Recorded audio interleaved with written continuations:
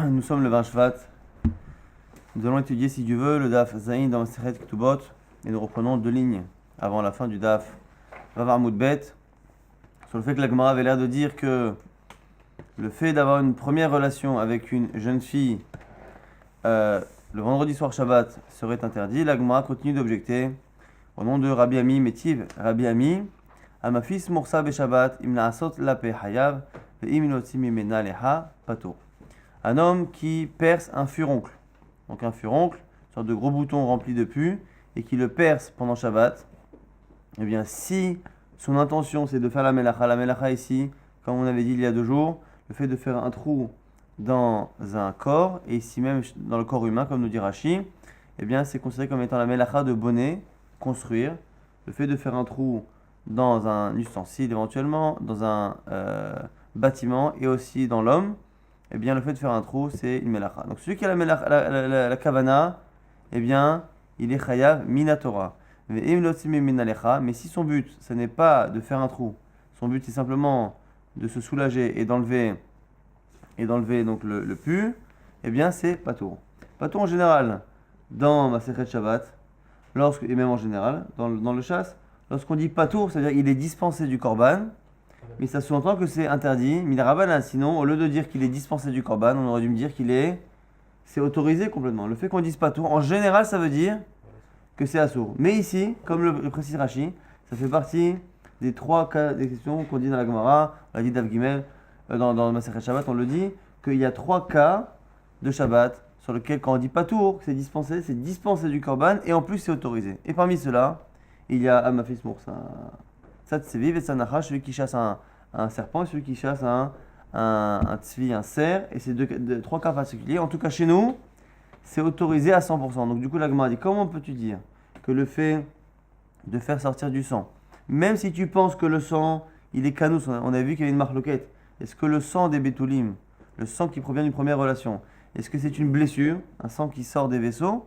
ou est-ce que c'est un sang qui est comme entreposé et qui ne fait que sortir, que couler une fois qu'on a enlevé la membrane, mais qu'en fait il est déjà sorti des vaisseaux à l'avance. C'était la question de la Gemara. Même si tu dis que le sang ne fait que descendre alors qu'il était déjà sorti des vaisseaux, ça ne peut pas, et ça devrait être complètement autorisé, puisque chez nous ici, on voit que dans le cas du pu, puisque le pu est entreposé dans le bouton, il suffit de percer pour qu'il sorte tout seul. Donc de la même manière que dans le cas du furoncle, c'est autorisé à 100%, dans le cas aussi de la relation, ça devrait être autorisé. La Gemara répond et dit que c'est différent. Atam pakid ve'akir, ve'acha pakid ve'lo akir.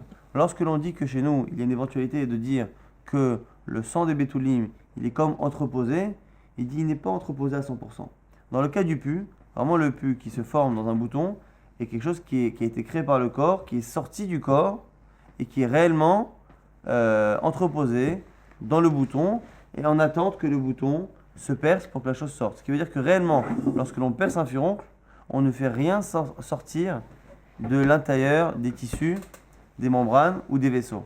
Dans le cas du dame bétoulim, nous dit la Gemara, même si on avait imaginé que ce ne soit pas une blessure classique et que le sang est plus ou moins entreposé, ça ne sera jamais entreposé réellement comme le cas du pu. C'est toujours un sang qui provient tout de même d'une déchirure d'une membrane, ce qui veut dire que du coup on ne peut pas objecter avec le cas de Mafis Moursa. C'est normal que là-bas ce soit moutard à 100% et que chez nous ce soit assourd. Au passage, on continue et on enseigne d'autres halachot au nom de Rabbi Ami, et c'est là qu'on s'est arrêté hier dans le Daf. Rabbi Ami, Sharal et Miva'al Betrila Beshabbat. Rabbi Ami, il autorisait à avoir une première relation vendredi soir Shabbat. Amrele Rabbanan ve'al oktiv aktuva. La Gemara dit, mais comment c'est possible? On n'a pas écrit l'aktuva parce que le mariage a eu lieu vendredi soir, il n'y a pas d'oktuva. Amar Lehu, il a répondu, Atafsua metaltelin.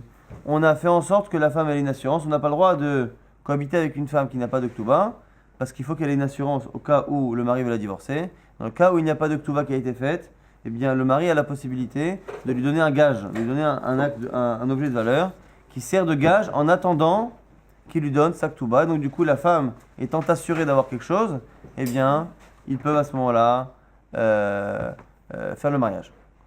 Rav Zevid, Sharal Miv'al Bitrila Beshabbat. Encore un autre Rav Zevid qui a autorisé d'avoir une première relation au Shabbat. Ikade Amrina qui disent que c'est pas qu'il a autorisé, c'est que lui-même l'a fait.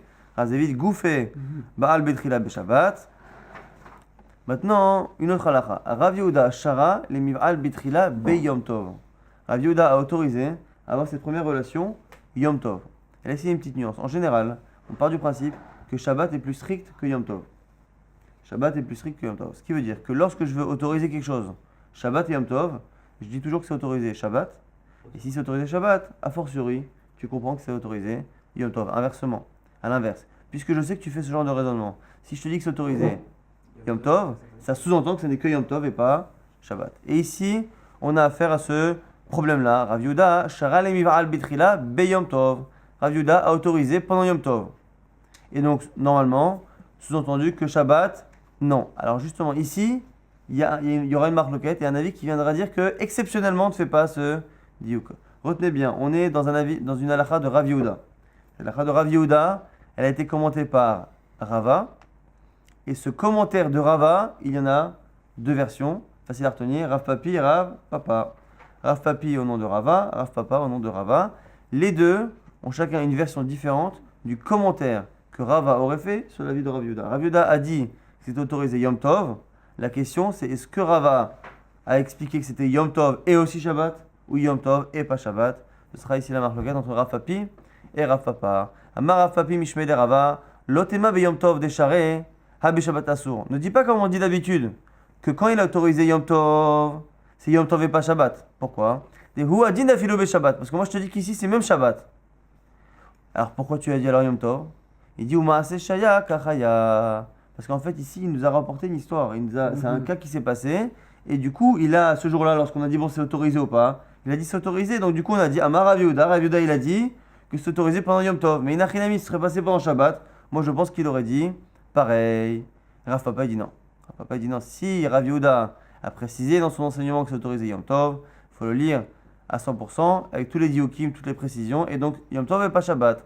Rav Papa Mishmei de Rava, donc Rav Papa au nom de Rava, Amar be Yom Tov Share be Shabbat Asur. C'est autorisé pendant Yom Tov, pendant Shabbat, c'est Asur. Donc on a une marque ici, Rav Papi, Rav Papa. Est-ce que c'est autorisé Shabbat ou est-ce que c'est interdit Shabbat? Amar les Rav Papi, les Rav Papa. Rav Papi a répondu à Rav Papa, lui a objecté Maïda'atir. Quelle est la raison pour laquelle tu fais cette différence? Maïda'atir. Mitor sheutra habura letzorer. Utranami shelo letzorer. Qu'est-ce qu'il y a comme particularité à Yom Tov par rapport à Shabbat? Si on dit que c'est autorisé à Yom Tov et que c'est interdit à Shabbat, ça veut dire qu'on utilise un mécanisme qui n'existe qu'à Yom Tov et qui n'existe pas à Shabbat. Quelle est la kula? Quelle est l'autorisation qui existe à Yom Tov qu'on n'a pas à Shabbat? C'est exactement, c'est Ochel Nefesh. Ochel Nefesh, la Torah elle a dit Ach yachel lechol nefesh ou levado ya'aseh lachem, que pendant Yom Tov on n'a pas le droit de faire des merchot de Shabbat. Simplement, si une personne doit se nourrir, elle a le droit de transgresser un des 39 travaux de Shabbat. Et on a un principe, Marloquet Bet Hillel Bet Shammai, mais nous la halakha comme Bet Hillel, qu'à partir du moment où la Torah elle a autorisé des melachot liées à l'alimentation, si elle me les a autorisées dans le but de me nourrir, elle ne peut pas me dire après, ben, cette melacha là, elle est autorisée à 10h du matin quand tu te prépares à manger, mais elle est interdite à 11h quand tu veux faire autre chose. Mitor Sheutra les Tzorer, puisqu'elle a été autorisée dans un but ou une nécessité, forcément que la Torah elle a autorisé complètement. Et donc du coup, ici, ce serait ça la chose. Puisque faire saigner, on aurait le droit pour faire la shrita, pour tuer un animal et se nourrir, et bien toi tu voudrais dire que c'est peut-être pour ça que on aurait autorisé la première relation qui peut faire saigner pendant Shabbat. Et du coup, puisque ce serait pour toi, c'est pour ça que tu dirais Torah Papa, que du coup l'autorisation n'existe que Yom Tov, puisque tout ce mécanisme-là de Ochel Nefesh et de Mitor Sheutra Letzorer, Chotra Shelo Letzorer, tout ce mécanisme-là n'existe pas pendant Shabbat. Alors là-dessus, il objecte, il dit non. Pourquoi? Parce que si tu rentres là-dedans,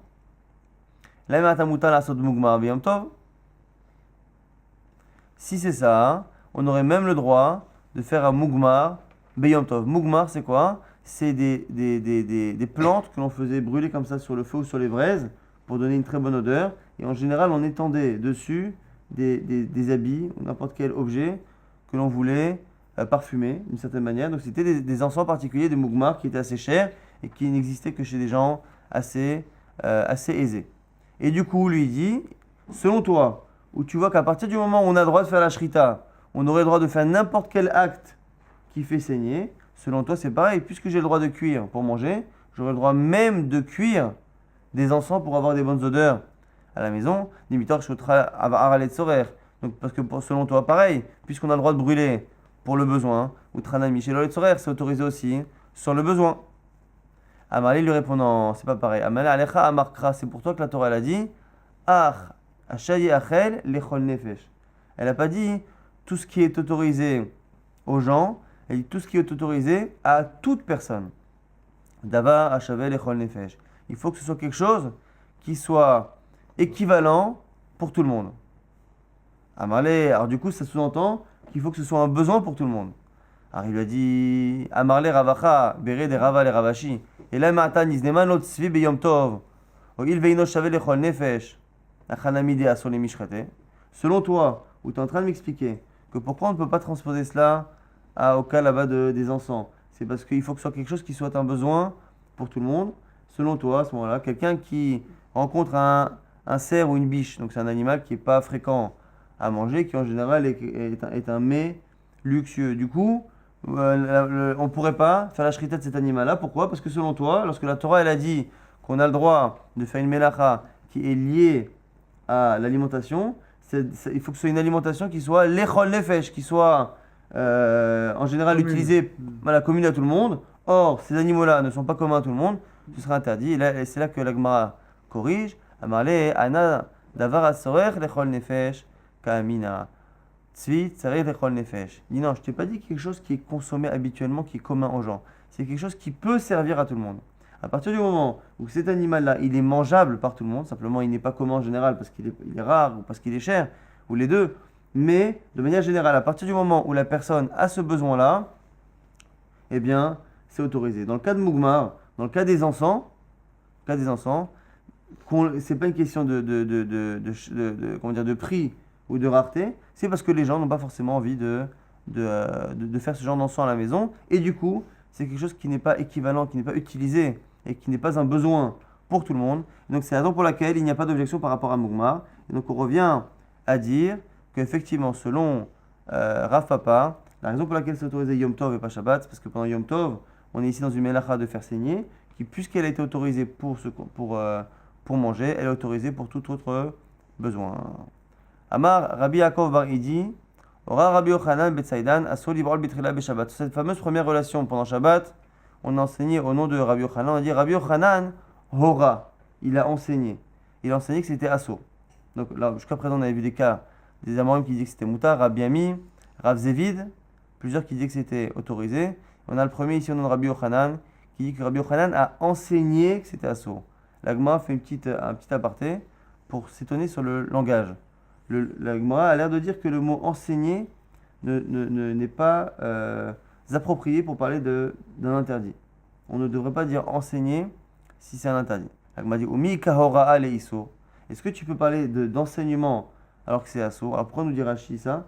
C'est parce qu'en fait, nous dit Rashi, quelqu'un qui dit que c'est assourd, on n'est jamais certain s'il le dit parce qu'il a reçu par enseignement de maître en élève, ou est-ce qu'il le fait parce qu'il a un doute. Quand on a un doute, on est obligé de s'abstenir.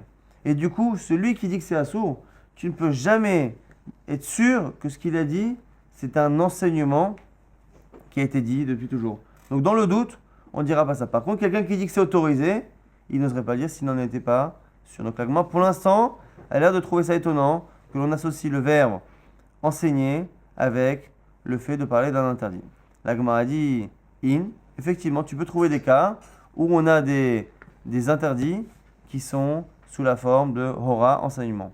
Regardez, Ve'atnan, Rua Beit Hillel, Shetehe Nezira, Od Sheva Shanim Acherot.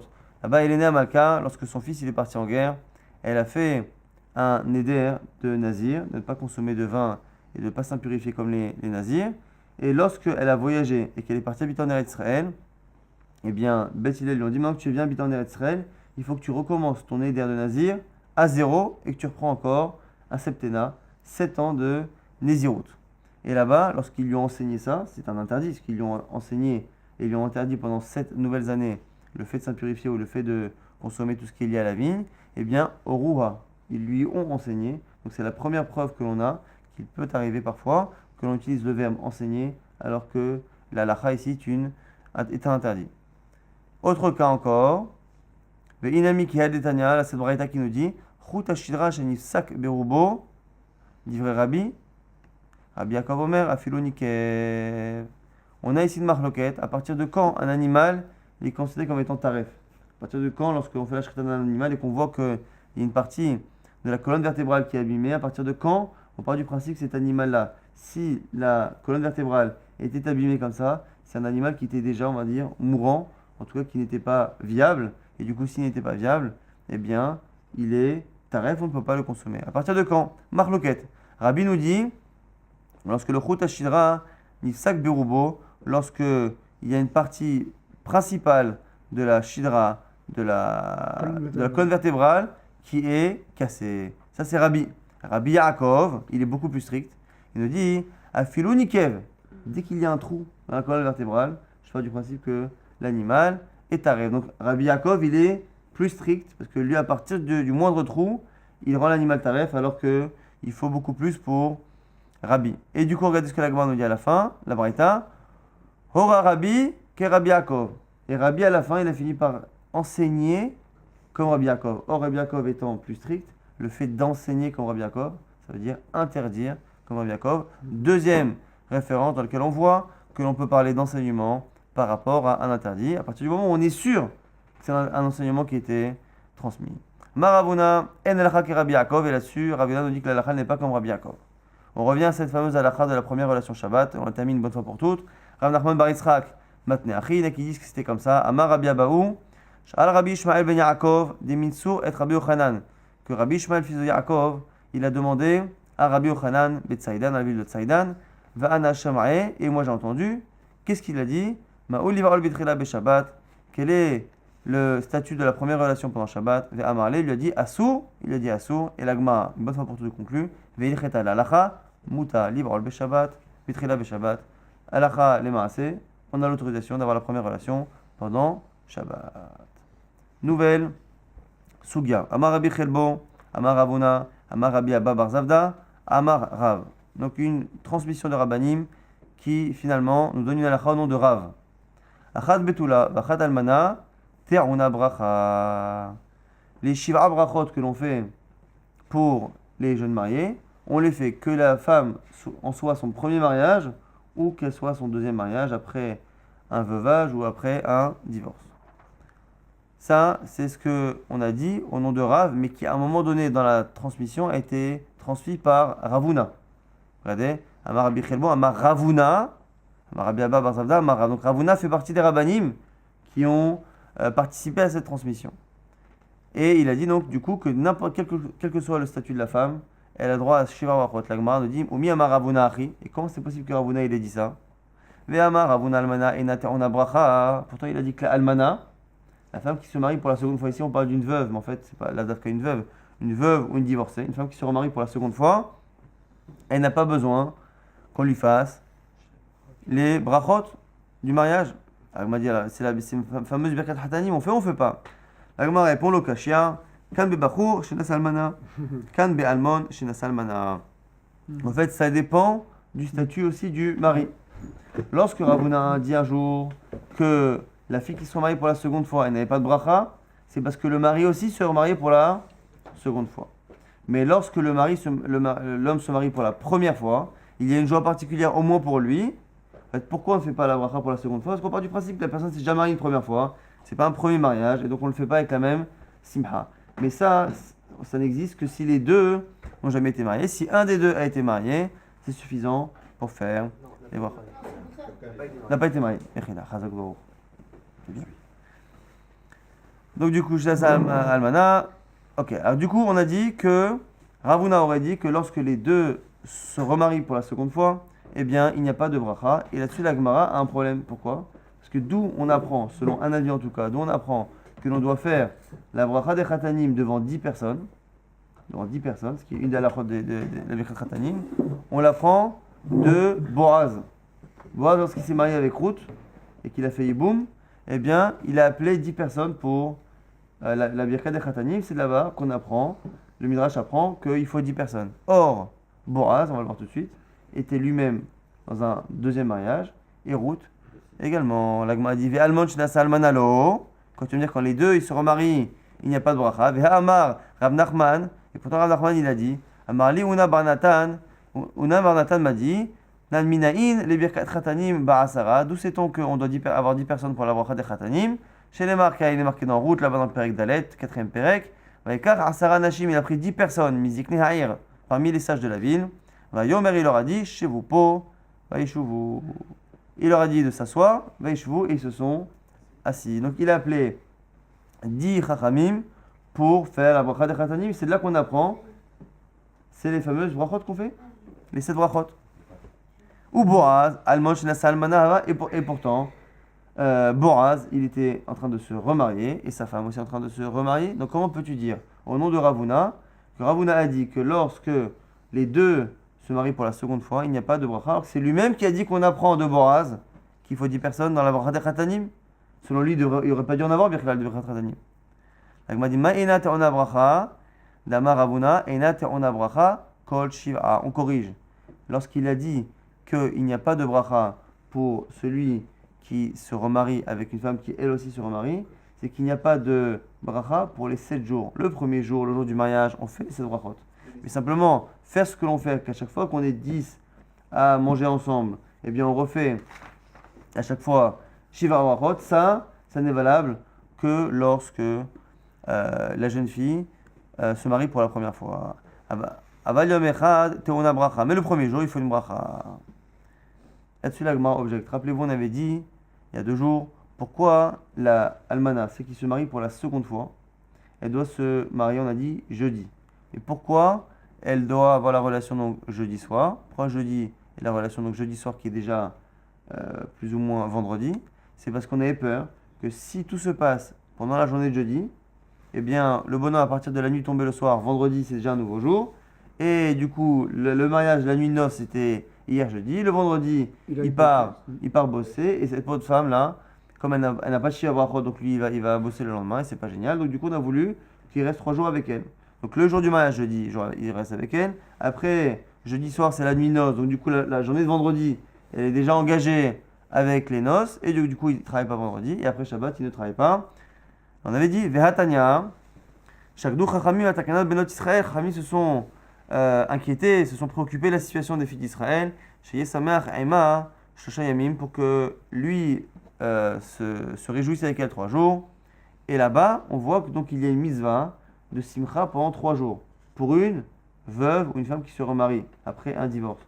Donc on voit qu'il y a 3 jours de simcha. Comment peux-tu me dire qu'une femme qui se remarie, si son mari se marie pour la première fois, elle a 7 jours de bracha. Si son mari aussi, on a son second mariage, il a combien de jours de bracha? Un seul. Alors 1 ou 7, mais 3, mais qui est-ce qui nous a parlé de 3? Comment peux-tu faire correspondre ta halakha qui dit qu'il faut 1 ou 7 en fonction du statut du mari, qui se marie avec une femme qui se marie pour la seconde fois, alors qu'ici on voit qu'il y a 3 jours de simcha.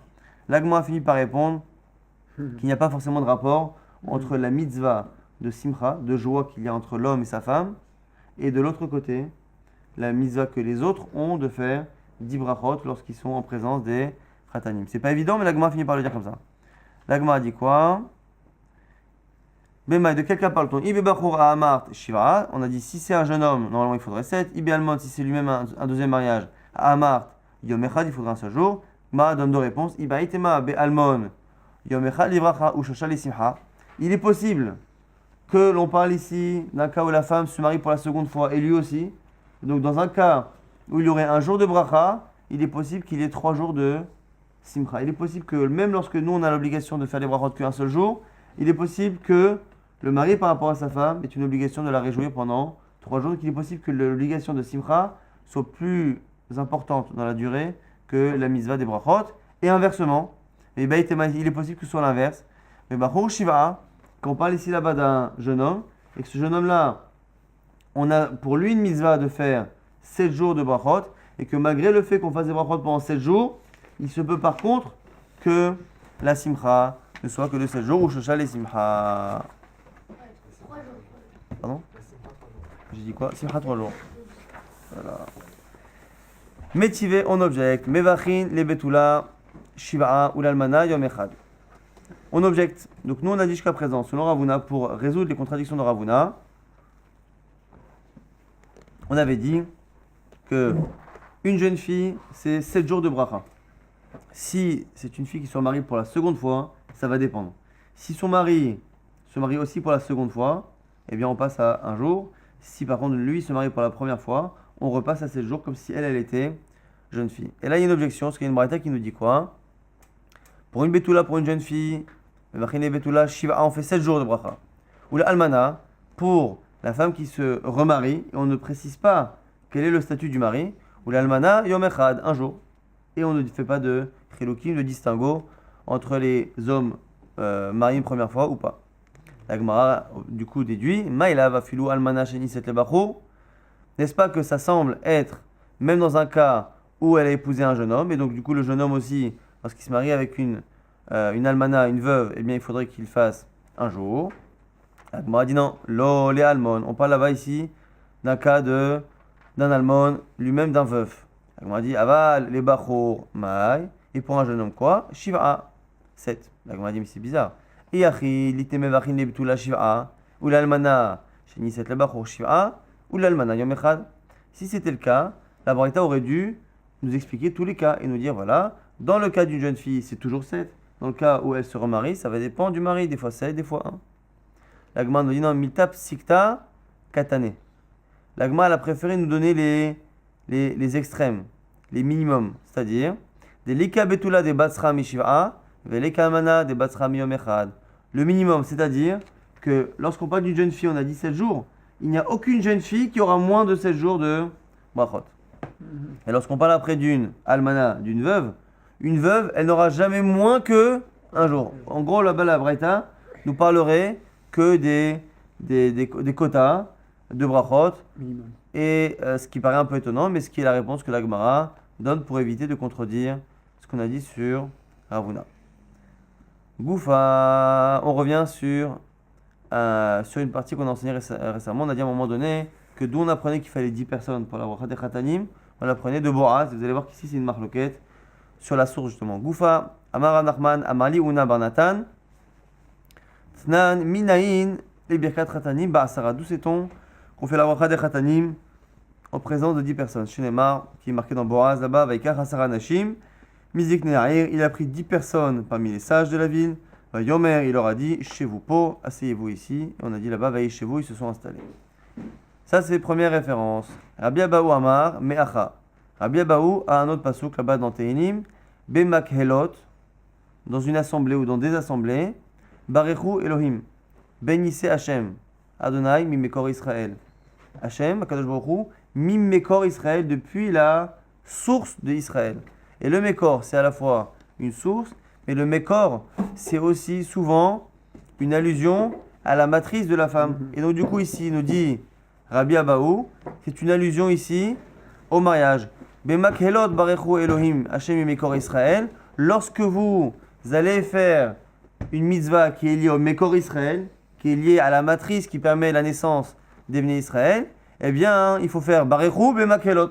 Il faut Bemak Helot Barechu devant des assemblées, une assemblée de 10 personnes. Il faudra bénir lorsque l'on fait quelque chose qui est lié à Mekor Israël. Ça, c'est la référence de Rabbi Abaou. Du coup, la Gemara va essayer de comprendre pourquoi chacun n'a pas expliqué le pasouk de l'un comme l'autre. Chacun a choisi un pasouk, ça veut dire que chacun n'est pas d'accord avec la lecture que l'autre a, et la Gemara va essayer de comprendre. Donc Rav Nachman, il a appris du pasouk de Boaz.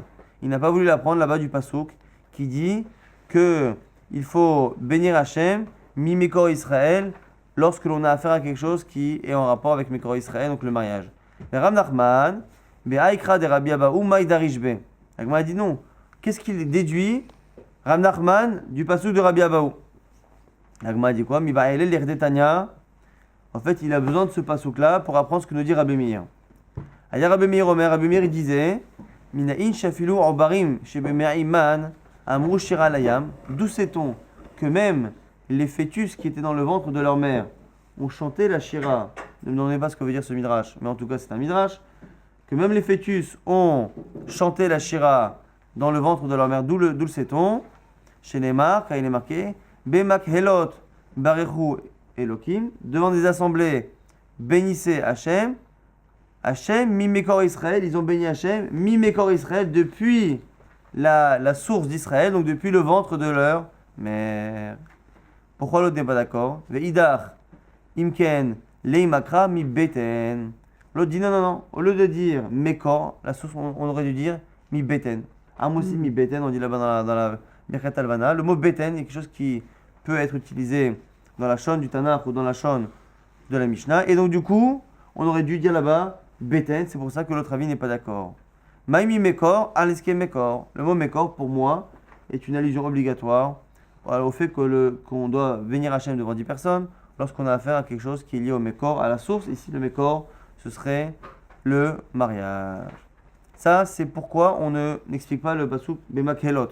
Maintenant, Rabbi Abahu, Behaikra de Rav Nachman, Maïdarishbe. Qu'est-ce qu'il a comme problème avec le sujet de Rav Nachman? Rav Nachman, il a une preuve extraordinaire. On a vu que Boaz, lorsque il s'est marié avec Ruth, eh bien, il a appelé 10 personnes parmi les Chachamim. Donc, c'est extraordinaire. Pourquoi ne pas déduire de là qu'il faut 10 personnes pour Birkat Khatanim? Qu'est-ce que Rabbi Abahu a avec ce pasuk? La Gemara nous dit non, Haou, mi ba'ele, le midrash, Amoni velo Amonit, Moavi velo Moavit. La Gemara dit non. La raison pour laquelle là-bas il a appelé les 10 sages, eh bien, je ne peux pas déduire que c'était pour les brachot, parce que d'un autre côté, il avait aussi besoin de rassembler des personnes pour enseigner une halakha. Pourquoi? Parce que pendant très longtemps, eh bien, il y avait une sorte de flottement sur le statut des femmes de Ammon et des femmes de Moab. La Torah, elle a dit pas de Moavi, pas de Ammoni qui rentrent en Israël. Et bon, vu que ça ne s'est jamais réellement présenté, et bien du coup, on avait tendance à généraliser. Les gens pensaient que du coup, c'était tout Ammon et tout Moab. Mais il y avait une halakha à la base qui était que non, Ammoni, vélo Ammonite, Moavi, vélo Moavite, les hommes et pas les femmes. Le Moavi, homme et pas le Moavi, femme. Et la Ammoni, homme et pas la Ammonite, femme. Et cela, comme c'était justement encore un peu flottant, il fallait l'enseigner, surtout avant évidemment que Boaz puisse épouser Ruth. Et donc, il a eu besoin de rassembler les 10 sages, non pas forcément pour les brachot, mais déjà pour donner cette halakha-là. Du coup, nous dit Rabbi Abahu, puisqu'il avait besoin de rassembler du monde pour enseigner cette halakha-là, je n'ai plus aucune preuve que moi, qui lorsque je fais un mariage, n'ai pas besoin d'enseigner une halakha, je n'ai aucune preuve que je dois rassembler 10 personnes. Et en plus, objection, c'est quoi? C'est que si là-bas, tu voulais dire qu'il avait rassemblé les personnes pour le mariage, pourquoi il a pris 10 chachamim? Depuis quand, lorsqu'on a besoin d'un minyan, on a besoin de 10 dayanim ou de 10 chachamim? Le fait que là-bas, il ait rapporté 10 chachamim, c'est la preuve que c'est comme ce que je dis, que le rassemblement n'était pas du tout lié à la bracha des chatanim, mais était lié à la nécessité de transmettre un enseignement. Donc il a pris des chachamim et il a enseigné en tant que chacham une halakha qui devait se répandre en Israël. Et alors maintenant l'autre avis, qu'est-ce qu'il va répondre? Veidach, isalka datach ne midrash lo saga de la asara. Alors il dit, t'as raison. 1-0, quand tu m'as dit qu'il fallait pas de chachamim, t'as raison. Le fait qu'il y ait des chachamim là-bas, je peux pas t'expliquer pourquoi. Maintenant, selon toi, où il fallait enseigner aux chachamim que c'était autorisé, pourquoi il en a pris 10? Une question. Selon toi, je comprends pourquoi il y a des chachamim. Selon moi, je comprends pas. Mais selon toi, pourquoi 10? Pourquoi 10? Donc les chachamim, c'est une chose, mais les 10, c'est obligé de dire que 10, il fallait un minyan. Or, on n'a pas besoin d'un minyan pour enseigner une halakha. Le minyan, il est forcément pour faire une bracha ou quelque chose qui est lié à la kedusha. La Gemara. D'où on tire 10 dans la matrice? Celui qui dit la matrice. D'où il tire le chiffre de 10? Makelot, Kehal.